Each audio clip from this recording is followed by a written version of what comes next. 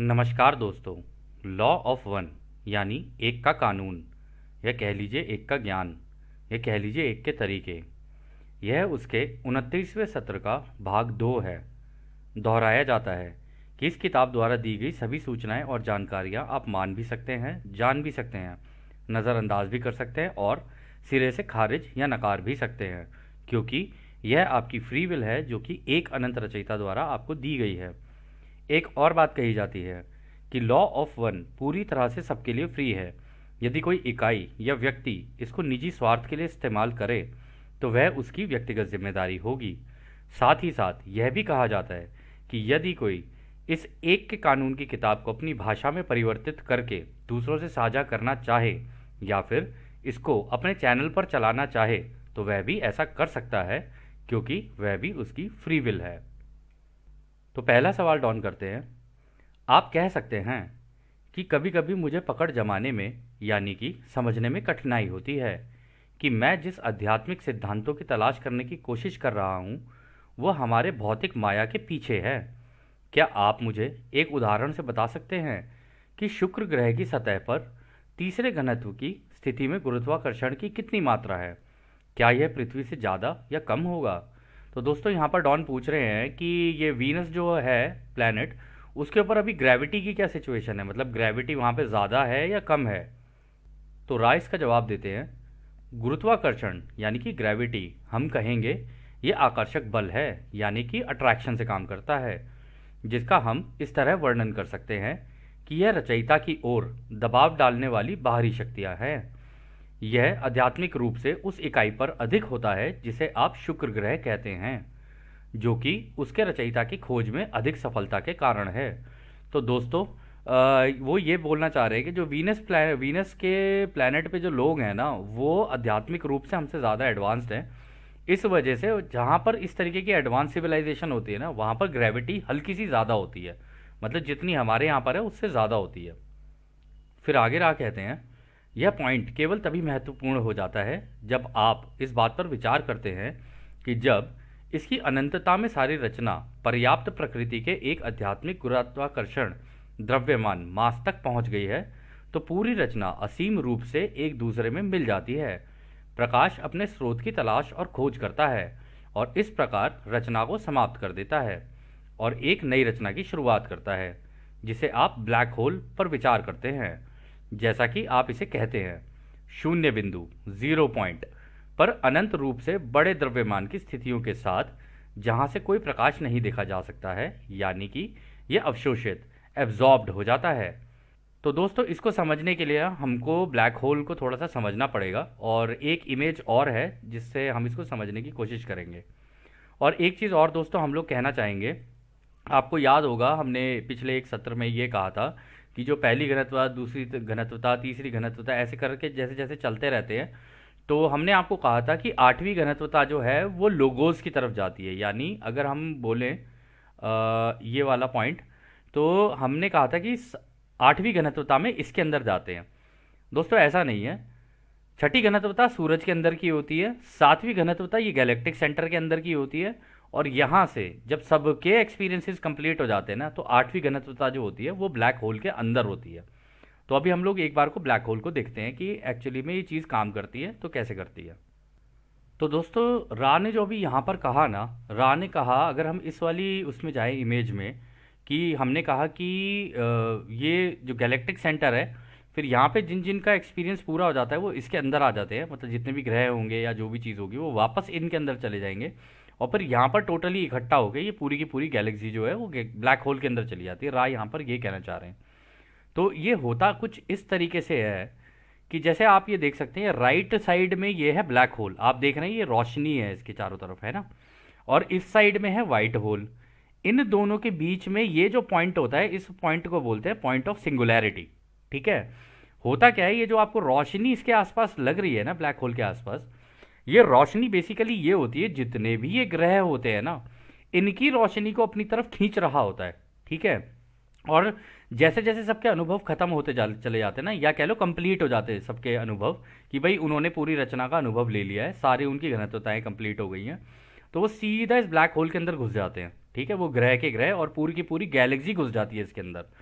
तो होता क्या है कि जब इसके अंदर घुस जाएगी ना, तो इसके अंदर कोई इन्फॉर्मेशन नहीं रह सकती फिर बाहर, मतलब कोई उस ग्रह की जितनी सारी चीज़ें, जितने उसके वो आक्षिक रिकॉर्ड हो, कुछ भी हो, दुनिया की सारी चीज़ें इसके अंदर घुस जाएंगी।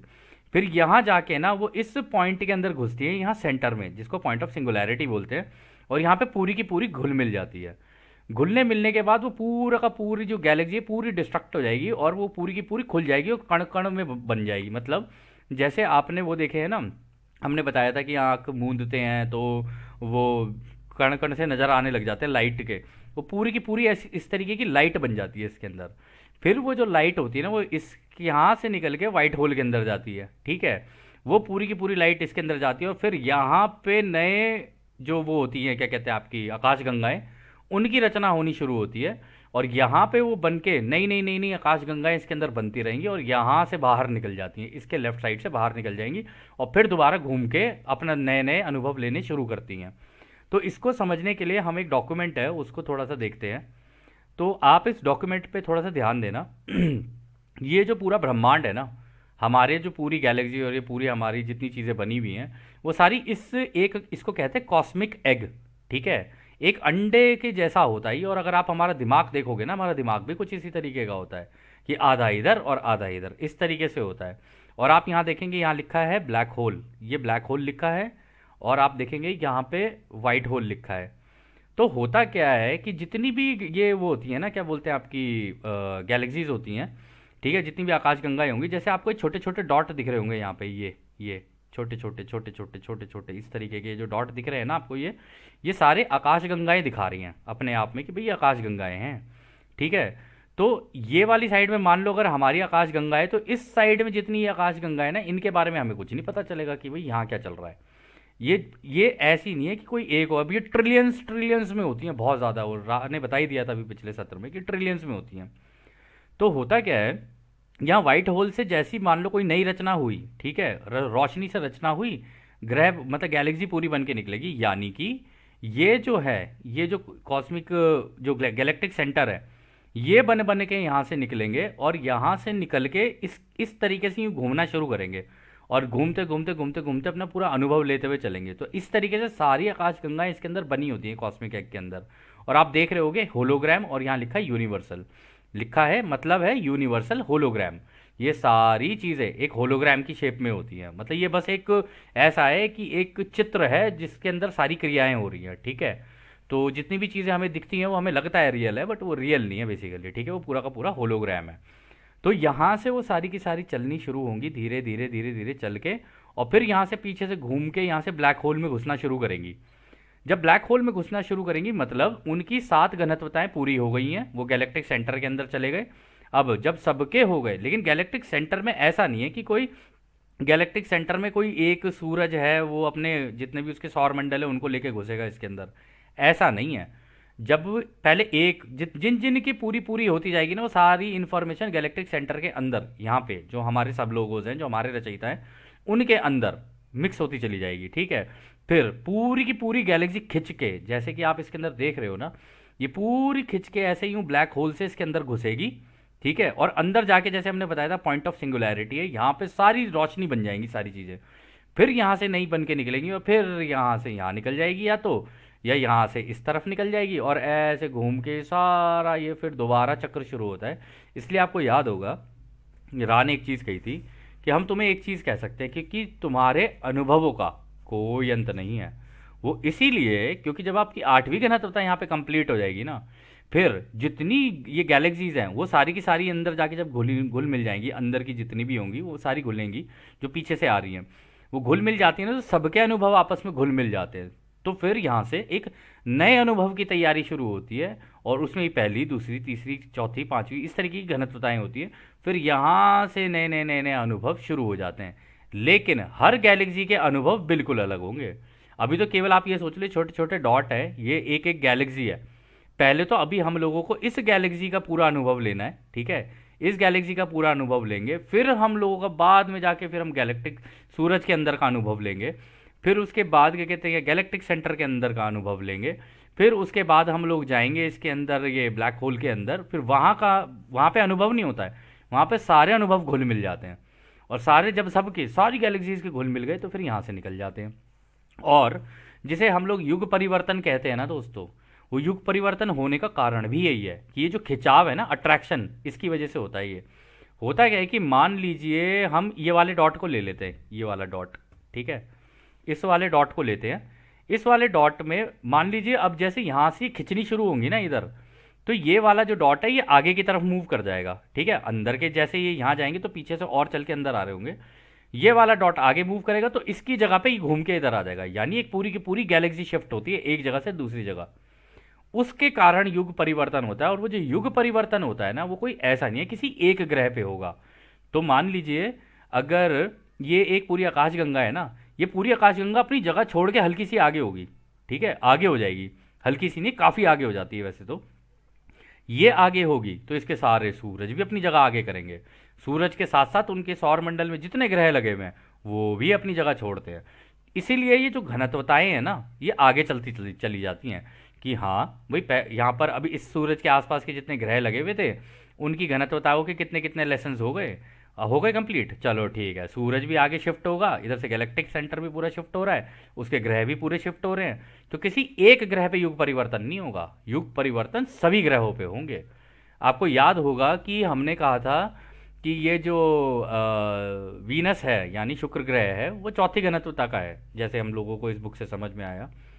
तो वो ग्रह जो है वो चला जाएगा पांचवी घनत्वता में, हमारा जो ग्रह तीसरी घनत्वता का है वो चला जाएगा चौथी घनत्वता में।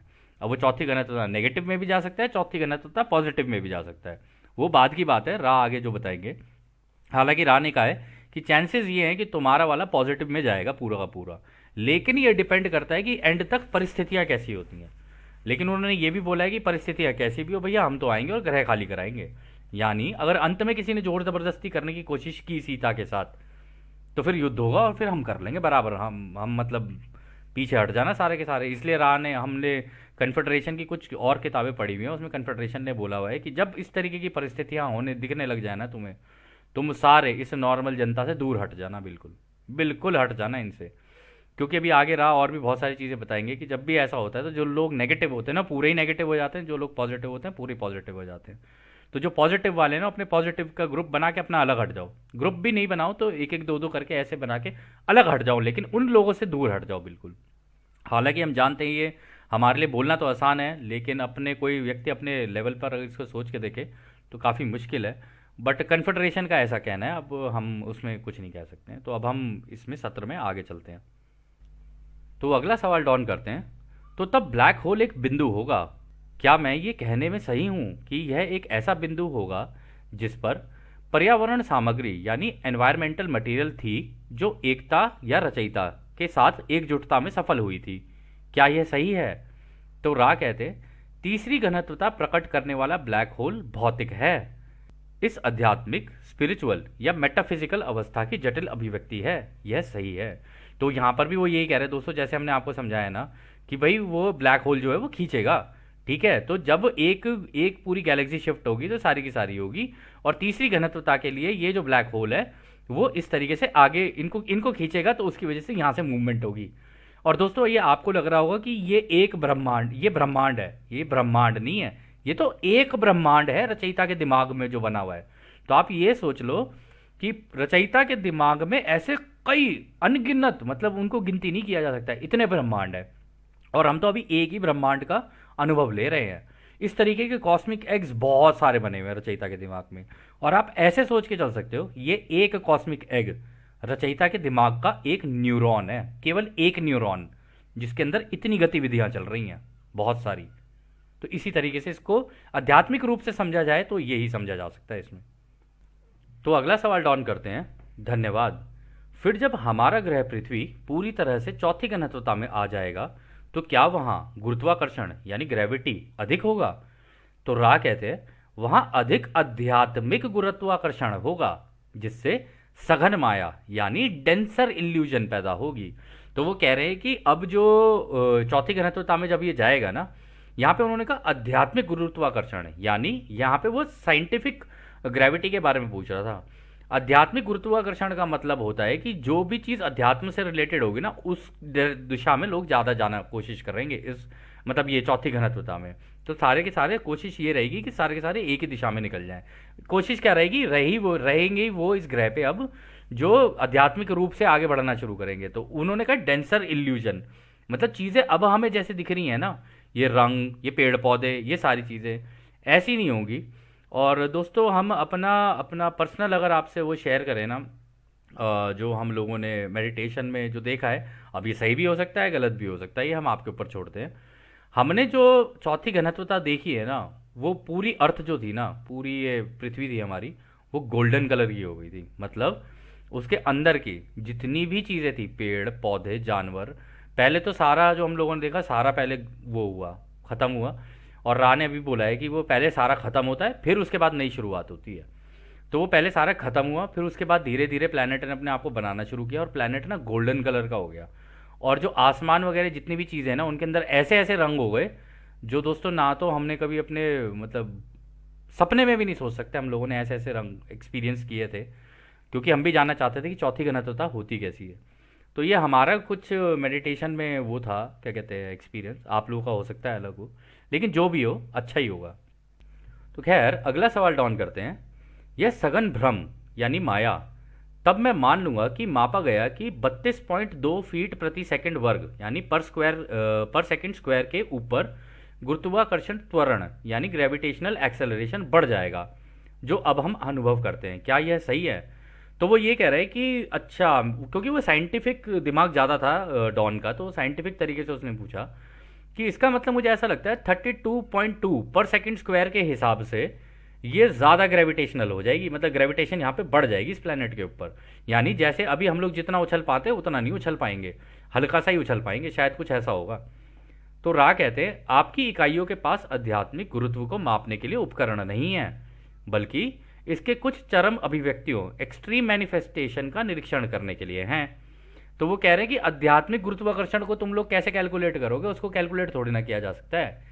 तुम तो ये हाँ साइंटिफिक तरीके से जो चीज़ें कैलकुलेट करते हो वो कर लेते हो तुम ज़्यादा से ज़्यादा, इससे ज़्यादा क्या करोगे तुम। कह रहे वो भी तुम्हारी एक्सट्रीम मैनिफेस्टेशन है जहाँ पर तुम बिल्कुल अपनी पूरी बुद्धि का प्रयोग कर चुके हो यहाँ पे, जबकि हम बात कर रहे हैं आध्यात्मिक, ठीक है ना, आध्यात्मिक ग्रेविटी की, जिसे स्पिरिचुअल ग्रेविटी भी कहा जाता है। तो आगे डॉन कहते हैं यह मुझे पता है कि हम आध्यात्मिक गुरुत्वाकर्षण यानी स्पिरिचुअल ग्रेविटी को माप नहीं सकते, लेकिन मैं सोच रहा था कि क्या भौतिक प्रभाव गुरुत्वाकर्षण स्थिरांक यानी कांस्टेंट में वृद्धि के रूप में मापने योग्य होगा, वह मेरा सवाल था। तो वो ये कह रहा था कि ग्रेविटी का जो कांस्टेंट होता है उसको कैलकुलेट किया जा सकता है। तो दोस्तों ये थोड़ी साइंटिफिक चीज़ें हैं, अगर आपको नहीं समझ में आ रही तो तब भी कोई बात नहीं है, ज़रूरी नहीं है कि साइंस ही पूरी सीख लो इसके चक्कर में, आपको समझ में आ जाएंगी चीज़ें, बस उतना बहुत है। तो वो ये कह रहे हैं कि ये जो ग्रेविटी का कांस्टेंट होता है ना, जो जी की वैल्यू होती है, ठीक है ना, तो वो कह रहे हैं कि वो मेरे को ऐसा लगता है कि उसके अंदर कुछ चेंज होता है, मेरे को ऐसा लग रहा है, ठीक है ना, और मुझे लग रहा है कि उसके अंदर कुछ इंक्रीमेंट होगा। तो रा कहते हैं मौजूदा यंत्र विन्यास इंस्ट्रूमेंटेशन के द्वारा मापने योग्य वृद्धि केवल संख्याकृत प्रकृति स्टैटिस्टिकल इन नेचर की होगी और महत्वपूर्ण नहीं होगी। वो कह रहे हैं देखो ये ग्रेविटी तो बढ़ेगी, लेकिन इतनी भी नहीं बढ़ जाएगी कि जितनी तुम सोच रहे हो कि जी हम तो जमीन से उठ ही नहीं पा रहे हैं, ऐसे नहीं होगी ये। कह रही हल्की फुल्की चेंज होगी अगर तुम अपने इंस्ट्रूमेंट से उसको कैलकुलेट करोगे, तो ग्रेविटी चेंज होगी। अगर तुम स्पिरिचुअल ग्रेविटी की बात करोगे तो वो तो बहुत ज़्यादा होगी, लेकिन अगर तुम इसकी बात करोगे, ये तुम्हारी जो साइंटिफिक ग्रेविटी की तुम बात करते हो, कह रहे वो तो बिल्कुल नाम मात्र होगी, इतनी कोई ज़्यादा कोई फ़र्क पड़ना नहीं है उस चीज़ से। तो आगे डॉन कहते हैं ठीक है, अब जैसे जैसे रचना होती है, जैसे जैसे कंपनता के घूमने से परमाणु बनते हैं, जो प्रकाश हैं वे कभी कभी एक निश्चित तरीके से आपस में जुड़ जाते हैं। वे एक दूसरे से सटीक दूरी पर दूरी, अंतर परमाणु दूरी यानी इंटर अटोमिक डिस्टेंसेस का पता लगाते हैं और एक जालीदार संरचना लैटिस स्ट्रक्चर का निर्माण करते हैं, जिसे हम क्रिस्टलाइन कहते हैं। मैं अनुमान लगा रहा हूं कि सटीक क्रिस्टलीय संरचना की बुद्धिमान ऊर्जा से बनने के कारण यह संभव है। किसी तकनीक से बुद्धिमान ऊर्जा को टैप करना और क्रिस्टलीय संरचना के माध्यम से काम करके इसे भौतिक भ्रम में लाना, क्या यह सही है? तो वो ये कह रहे हैं कि अच्छा मुझे समझ में आया, ये जितने भी हम लोग जो आंख मूंदते हैं, ये जो हम लोग को दिखते हैं फोटॉन्स, कह रहे ये किसी किसी जगह पे ज़्यादा इकट्ठे हो जाते होंगे, किसी किसी जगह पे दूर होते होंगे, और उनके बीच में एक स्ट्रक्चर सा बन जाता होगा, जैसे कि वो आपस में किसी लाइन से और ऐसे जोड़ रखे हों, उनके बीच में भी डिस्टेंस होता होगा, ये सारी चीज़ें होती होंगी, और वो एक स्ट्रक्चर का निर्माण करते हैं, जैसे कि मान लो दीवार हो गई, टेबल हो गई, कुर्सी हो गई, हम हो गए। मुझे ऐसा लग रहा है कि ऐसे होता है, और ये इसके कारण होता है क्योंकि ये कांप रहे हैं और इनके अंदर ऊर्जा है, बुद्धिमान ऊर्जा रचयिता की, ठीक है ना, वो जो चारों प्राइमल फोर्सेस हैं उसकी वजह से कांप रही होंगी, और इनके कांपने की वजह से ऐसा हो रहा है कि कहीं पे ज़्यादा इकट्ठी हो गई, कहीं पे थोड़ी दूर हो गई, और फिर उसकी वजह से ये जो हमें माया जाल जो दिख रहा है, ये जो दिख रहा है हमें, जो माया का ये जो जितनी चीज़ें दिख रही हैं हम लोगों को, ये एक माया जाल की संरचना करती हैं। क्या ये सही है? तो रा कहते हैं यह केवल तभी तक सही है जब तक कि क्रिस्टलाइन भौतिक संरचना तदन रूप क्रिस्टलीय कॉरेस्पॉन्डिंगली क्रिस्टलाइज या नियमित या संतुलित इकाई द्वारा अवशेषित चार्ज होती है। तो वो कह रहे हैं कि ये तब ही हो सकता है कि जब वो जितनी की जरूरत है एक जगह पे होने की उतनी ही हो, तभी तक हो सकती है। अगर उसकी जरूरत वहां नहीं है तो वहां डिस्ट्रक्शन होगी, वो पीछे हट जाएगी पूरी की पूरी, ठीक है ना। तो जहां पर जिस चीज की जितनी जरूरत है ना उसके हिसाब से ही क्रिस्टलाइज होने का मतलब दोस्तों ये मत सोचना कि यहाँ पे क्रिस्टल्स की बात हो रही है। क्रिस्टलाइज होने का मतलब ये है कि हम जो चीजें देख रहे हैं ना ये सारी की सारी, ये सारी क्रिस्टलीन है। ये एक्चुअली हमारी बॉडी भी क्रिस्टलीन है। ये हमें देखने में लगता है कि अलग अलग रंग हैं और ये सारी चीज़ें जो कि हम लोगों ने पिछले सत्रों में बताया भी है, लेकिन एक्चुअली में सारी चीज़ें क्रिस्टलीन है। ये मतलब क्रिस्टल के जैसी हैं। क्रिस्टल्स के छोटे छोटे होते हैं ना, जैसे स्पार्कल्स होते हैं, ठीक है ना। हम बच्चों के ऊपर स्पार्कल्स नहीं डाल देते, उन स्पार्कल्स को इकट्ठा कर करके एक जगह पे बनी हुई है। अब किसी का रंग अलग है, किसी का कुछ अलग है, इस तरीके से बन जाती हैं ये। इसलिए पूरी की पूरी जो संरचना है ना वो क्रिस्टलाइज्ड है। इसीलिए हमारे प्लेनेट पे जब बाहर से सूरज वो रोशनी मारता है ना, इसी क्रिस्टलीन स्ट्रक्चर के होने की वजह से वो रोशनी फैल जाती है चारों तरफ और 7 रंगों में बट जाती है।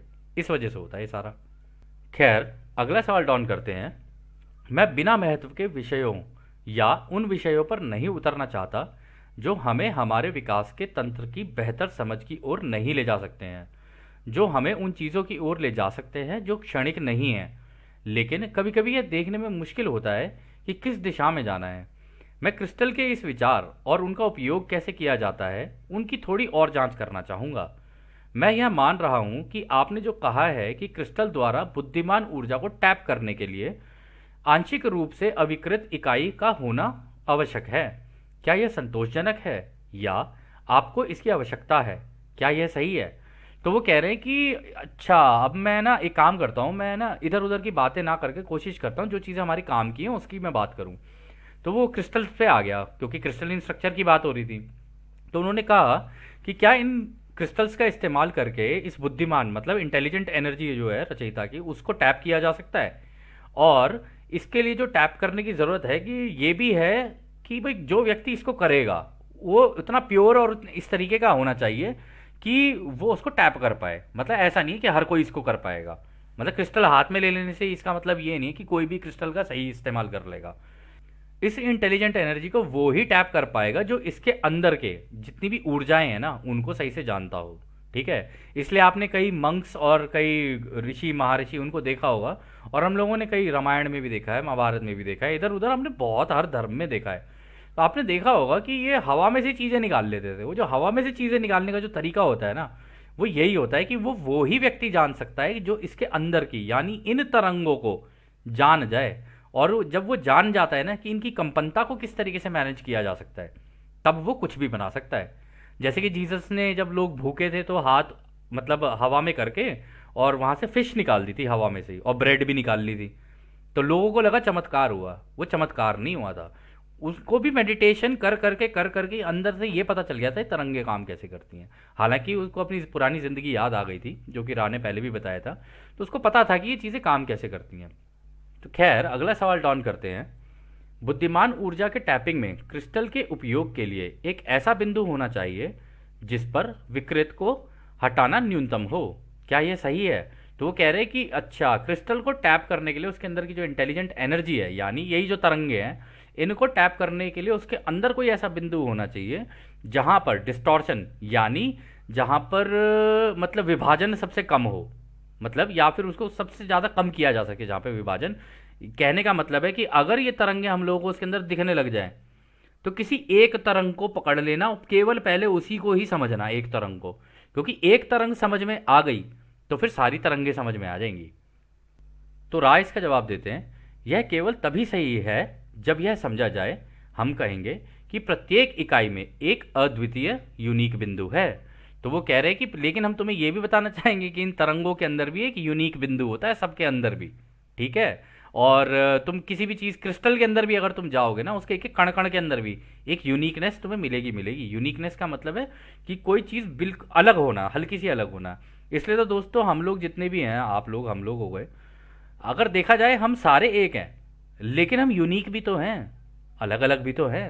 और अलग अलग होने का कारण जो है वो ये है कि एक तो हमारी रूप अलग है, ठीक है, रूप स्वरूप हमारे अलग है, उस वजह से हमें सारी चीज़ें अलग अलग लगती है। लेकिन है ये सारा कुछ माया जाल, आप भी माया जाल हो और हम भी माया जाल हैं, सारी चीज़ें माया जाल हैं, ठीक है, माया जाल के अंदर ही बनी हुई है सारी की सारी। लेकिन ये जो यूनिकनेस है ना हमारी, ये इसी कारण है क्योंकि हमारे अंदर ये जो क्रिस्टलिन स्ट्रक्चर है, इसके एक एक बिंदु में भी हल्की हल्की यूनिकनेस है, इसलिए सबके रूप अलग है हम लोगों के, ठीक है ना। और अंदर का लेकिन होलोग्राम देखोगे ना आप, तो वो सेम रहेगा हर जगह पर, हर जगह पर सेम रहेगा, क्योंकि वो क्रिएटर ने अपना खुद का होलोग्राम सबके अंदर डाल रखा होता है, उसी से ही तो क्रिएटर पूरा अनुभव ले रहे होते हैं। तो आप ये सोच लो, आपके अंदर एक कैमरा फिट है, आप जो भी देख रहे हो वो क्रिएटर आपके अंदर से सारी चीज़ें अनुभव कर रहे हैं, सारी की सारी, जो आप सुन रहे हो, जो आप टच कर रहे हो, सारी चीज़ें क्रिएटर देख रहे हैं। तो कभी अगर आपको इस चीज़ को चेक करना हो ना, तो अपने कैमरा को ऐसे सोच के चलना कि ये कैमरा ना आपके अंदर, आपका फ़ोन या आपका कैमरा आपके अंदर ही फिट है, और उस कैमरे में आपका दोस्त आपको देख रहा है, ठीक है, आपको सारी चीज़ें करते हुए देख रहा है। तो इस तरीके से कुछ कुछ इस तरीके की कहानी है ये। तो खैर आगे डॉन कहते हैं, क्या आप मुझे बता सकते हैं कि प्रत्येक इकाई में विकृत मुक्ति यानी डिस्टॉर्शन रीडिंग का यह अनूठा बिंदु क्यों है। तो डॉन यहाँ पर ये पूछ रहे हैं कि आप मुझे ये बता सकते हो कि ये हर एक एक जो कण है, मतलब जो एक एक फोटोन है, उसके अंदर ये जितनी भी चीज़ें हैं, सबके अंदर एक अनूठा बिंदु क्यों है, मतलब एक यूनिकनेस क्यों है, सबके अंदर कोई एक पर्टिकुलर पॉइंट पे जाके कुछ यूनिकनेस होगी। तो रा कहते हैं, प्रत्येक इकाई एक रचयिता का एक अनूठा हिस्सा है। तो वो ये कह रहे हैं कि भाई है तो देखो सबके अंदर रचयिता ही, लेकिन सारी तरंगे ही हैं ये रचयिता ही, लेकिन वो भी अलग अलग तरीके से होंगी। ऐसा नहीं है कि सारी एक जैसी डाल दी तो भाई रूप ही नहीं बनेगा। तो कहीं पे कैसे कर दी, कहीं पे कैसे कर दी, कुछ तेजी से वाइब्रेट करेगी, कुछ कुछ करेगी, लेकिन जो भी करेगी ना वो अपने आप में एक यूनिक उस पर वाइब्रेट कर रही होगी। इस वजह से ये ऐसा है। तो खैर अगला सवाल डॉन करते हैं, आप कह रहे हैं कि क्रिस्टल के माध्यम से बुद्धिमान ऊर्जा का दोहन यानी टैपिंग करने के लिए शुद्धता का कोई एक स्तर आवश्यक नहीं है, लेकिन एक इकाई की विकृति की मात्रा में व्यापक भिन्नता हो सकती है। लेकिन प्रत्येक इकाई को अपने विशेष बिंदु तक पहुंचना है, जिसे मैं कह सकता हूं क्षमता को सक्रिय करना। क्या यह सही है। तो वो ये कह रहा है, देखो दोस्तों यहाँ पे डॉन की, अच्छा तो मुझे ये लग रहा है कि एक व्यक्ति का शुद्ध होना इतना इंपॉर्टेंट नहीं है, बट हाँ उसके अंदर ये जो विभाजन है ना, उसके दिमाग के अंदर जो विभाजन चल रहे हैं वो जितने कम हो जाएंगे ना उतना अच्छा है। अगर उसके विभाजन जितने कम होते जाएंगे ना, तब उसको शायद ऐसा हो सकता है कि वो जाके इसको टैप कर ले, उस पर्टिकुलर बिंदु को टैप कर ले, और एक बिंदु समझ में आ गया तो फिर दूसरा समझ में आ जाएगा कि ये कितने पे काँप रहा है, मतलब इसकी कौन सी फ्रीक्वेंसी पे काँप रहा है पहला बिंदु, दूसरा कौन सी फ्रीक्वेंसी पे, तो वो फ्रीक्वेंसी से खेलना शुरू कर देता है फिर, ठीक है ना। तो वो यही कह रहा है कि क्षमता को सक्रिय करना है, कह रहा है, तो यानी उसके अंदर का पोटेंशियल अगर उसको पता चल गया तो फिर तो कर देगा वो इसका इस्तेमाल सही। तो रा कह रहे हैं यह गलत है, हर इकाई के लिए एक निश्चित संतुलन की आवश्यकता है। यह संतुलन इस प्रकार इसे विरूपण डिस्टॉर्शन की कमी के एक निर्धारित स्तर पर पहुंचने में सक्षम बनाता है। अनुभवात्मक शोधन यानी डिस्टिलेशन के कारण प्रत्येक इकाई के लिए अलग अलग महत्वपूर्ण कठिनाइयां हैं, जो कुल मिलाकर प्रत्येक इकाई की वॉयलेट रे अस्तित्व में हैं। क्रिस्टल या किसी अन्य उपयोग के माध्यम से बुद्धिमान अनंत के प्रवेश द्वार की तलाश में काम करने के लिए यह संतुलन आवश्यक है। कोई भी दो मन शरीर आत्मा क्रिस्टलीकृत प्रकृति समान नहीं है। विरूपण डिस्टॉर्शन आवश्यकताओं कंपनता के से बोलने से सेट होता है। तो वो पता है क्या बोल रहे हैं, देखो दोस्तों यहाँ पे वो कह रहे नहीं ऐसा नहीं है जैसे तुम सोच रहे हो, कह रहे इसके लिए ना एक बैलेंस चाहिए होता है, जो आपको याद होगा ये 51-49 टाइप का सा बैलेंस चाहिए होता है ये, कि आपको याद होगा रा ने कहा था कि जब भी कोई चीज़ तुम्हारे दिमाग में आए ना, उसका सीधा और उसका उल्टा दोनों सोचो। जब तुम ऐसी आदत डाल लोगे ना, धीरे धीरे तुम्हारे दिमाग में से विभाजन खत्म होने शुरू होंगे, और फिर तुम अगर मेडिटेशन करना शुरू करोगे, तुम्हारे दिमाग में जो भी चीज़ आ रही होगी ना, उसका सीधा उसका उल्टा, उसका सीधा उसका उल्टा, तुम करते जाओगे करते जाओगे करते जाओगे, और एक ना सेंटर पे पहुंचोगे तुम। तो जब तुम उस सेंटर पे पहुंच जाओगे ना, तो तुमको समझ में आ जाएगा कि हाँ, इस सेंटर से मेरे को ये पता चल रहा है कि हाँ, ये कंपनताएं काम कैसे करती हैं। क्योंकि ये दोनों पॉजिटिव नेगेटिव तरीके की एक तरीके की पोलैरिटी है, लेकिन एक जगह कहीं तो मिलेंगी, जहाँ वो जो मिलने वाला बिंदु है उसको देखना होता है, ठीक है। और उन्होंने ये भी कहा कि हर किसी के लिए अलग अलग कठिनाइयाँ हैं, इसलिए लोग कहते हैं ना, ये मेरे से तो मेडिटेशन नहीं होती, मेरे से ये नहीं होता, वो नहीं होता, मैं कौन सी मेडिटेशन करूँ, क्या करूँ। इसलिए हम आपको हमेशा एक ही चीज़ कहते आए, स्टार्टिंग से कहते हैं कि दोस्त, हम अपना बता सकते हैं कि हम कौन सी करते हैं, लेकिन हम आपको ये नहीं कह सकते कि भाई तुम भी यही कर लो तो इसी से ही होगा तुम्हारा। नहीं, हर तुम जब आप लोग हो ही सारे अलग अलग तरीके के, किसी को कैसी अच्छी लग जाएगी, किसी के लिए कोई सूट कर जाएगी।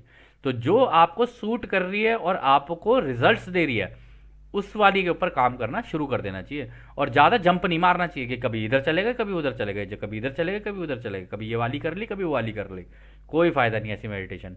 एक सेट स्टैंडर्ड बना के, एक सेट प्रोसीजर बना के उसको किया जाए ना, तब ये काफ़ी लाभदायक होता है। और उन्होंने कहा कि ये इसी की वजह से ये इनके वायलेट रे के अस्तित्व से है, यानी कि जो आपका जो क्राउन चक्र है ना, ये उसके अंदर जाके पता चल जाता है, वो उसके अंदर दिखनी शुरू हो जाती है कि हाँ, आपका संतुलन बनना शुरू हो गया, या आपका संतुलन बन चुका है।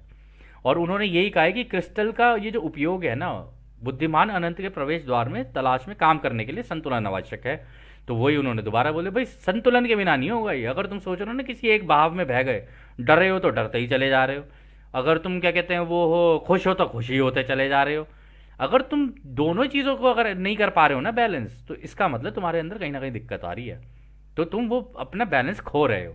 तो उस बैलेंस को बनाते चलोगे ना, तो तुम्हें वो सेंटर मिलेगा कि हाँ, और जब तुम्हें वो सेंटर मिलेगा, तुम्हारे डिसीजन भी बहुत सही होंगे, और तुम इन क्रिस्टल्स का ढंग से इस्तेमाल भी करना सीख जाओगे। और उन्होंने भी देखो यहाँ बोल दिया कि दो लोग, मन शरीर आत्मा, एक जैसे नहीं है, उनके क्रिस्टल्स का जो स्ट्रक्चर है एक जैसा नहीं है, सब अलग अलग हैं। इसलिए सबके लिए प्रॉब्लम्स भी अलग अलग हैं मेडिटेशन के अंदर, या कह लो जीवन के अंदर भी। कह रहे लेकिन उन जितने विभाजन कम करते चले जाओगे ना, जितने विभाजनों से दूर जाओगे, उतना तुम्हारे लिए उतना आसान हो जाएगा। और दूर जाने की भी ज़रूरत नहीं है। जो चीज़ देखने में ऐसी लगे ना कि यार इसमें विभाजन है, ये तो ऐसा और वो तो वैसा, इसका ये और उसका वो, और इन कहानियों में फंस गए तो माया जाल में ही फंस जाओगे, और ना तुम्हारी ग्रेड बनेगी, ना कुछ होगी, ना संतुलन आएगा, और ना ही तुम सतयुग में भी एंटर कर पाओगे। ये बड़ा सिंपल और बहुत अच्छा, हमें भी अच्छा लगा था ये, क्योंकि हमें भी समझ में आया था, क्योंकि हम भी कभी इधर झुक जाएं कभी उधर झुक जाएं। तो इस वजह से हमें भी समझ में आ गया कि भाई ये चीज़ भी है, ये चीज़ भी है, अच्छाई भी है बुराई भी है, दोनों है, इनके बीच में कहीं ना कहीं बैलेंस होगा, उस बैलेंस को ढूंढते रहो बस। अगर वो मिल गया तो तुम्हें कोई दिक्कत नहीं आएगी। कन्फेडरेशन ने बोला भी है कि चाहे कुछ भी हो जाए, तुम्हें कुछ नहीं होगा, क्योंकि तुम रचयिता के साथ होगे। उस रचयिता के साथ होने का मतलब यही है कि तुम्हारे अंदर संतुलन होगा, तुम किसी भी स्थिति में या परिस्थिति में पैनिक नहीं करोगे, ठीक है, और ना ही ज़्यादा वो होगे। जैसे हम भी कभी कभी स्ट्रेस ले लेते हैं, कि तुम ज़्यादा स्ट्रेस लेने की ज़रूरत नहीं है, तुम संतुलन बना के अपना धीरे धीरे अपने धीरज रख के चलते रहो, और अपने आप मेडिटेट करते रहो, और अपने ऊपर काम करते रहो, और जैसी जैसी परिस्थितियाँ होती जाएं उसके हिसाब से अपना एक्शन लेते चले जाओ। और वो यहाँ पर ये भी हो रहा है, विरूपर डिस्टॉर्शन आवश्यकताओं कंपनता से बोलने से सेट होता है। तो वो कह रहे हैं कि ये जो जितना भी ये पूरा का पूरा बनता है ना स्ट्रक्चर, मतलब इसके अंदर इन तरंगों का स्ट्रक्चर कह लो, या एक एटम के अंदर का स्ट्रक्चर कह लो, या कुछ भी कह लो आप, ठीक है ना, ये जो बनता है ना, ये इन कंपनताओं की वजह से ही बनता है, ठीक है ना। वो कह रहे कंपनता के बोलने से सेट होता है, यानी यहाँ पे एक्चुअली में मुंह से बोलने की बात नहीं हो रही है, ये अलग अलग कंपनताएं कहाँ कितनी जाके मिक्स कर रही है एक दूसरे से। जैसे मान लो 95.5 पे कोई चीज़ कर रही है, क्या कहते हैं, पॉजिटिव फ्रीक्वेंसी 95.5 पे है, तो इसकी एक नेगेटिव भी होगी 95.5, उन दोनों के बीच में कहीं ज़ीरो होगा, वहाँ वो जो ज़ीरो है वो बैलेंस बनाता है, बाकी दोनों चीज़ें रहती हैं साथ में। उससे ये कह रहे हैं कि उससे सारी चीज़ें सेट होती हैं। इसलिए फ्रीक्वेंसी में भी कभी ऐसा नहीं है कि आप केवल पॉजिटिव फ्रीक्वेंसी देखते रहो, पॉजिटिव फ्रीक्वेंसी भी देखो, नेगेटिव भी देखो, उसके बीच का ज़ीरो भी देखो, सब कुछ समझ में आ जाएगा। वैसे भी पूरा ब्रह्मांड 0 और 1 से बना हुआ है, यानी या तो रोशनी है या अंधेरा है, बस दो ही चीज़ें हैं, इससे ज़्यादा पूरे ब्रह्मांड में कुछ नहीं है। तो खैर दोस्तों, इस सत्र को भी, ये थोड़ा लंबा हो गया है, तो इस सत्र को भी आज हम लोग यहीं समाप्त करते हैं, क्योंकि काफ़ी टेक्निकल होंगे अभी ये कुछ सत्र ना। तो जैसा कि राह हमेशा कहते हैं, हम आपको उस एक अनंत रचयिता के प्रेम, उसकी रोशनी, उसकी शक्ति, और उसकी शांति में छोड़कर चलते हैं। आदने हमारे दोस्तों, आदने वासु। धन्यवाद।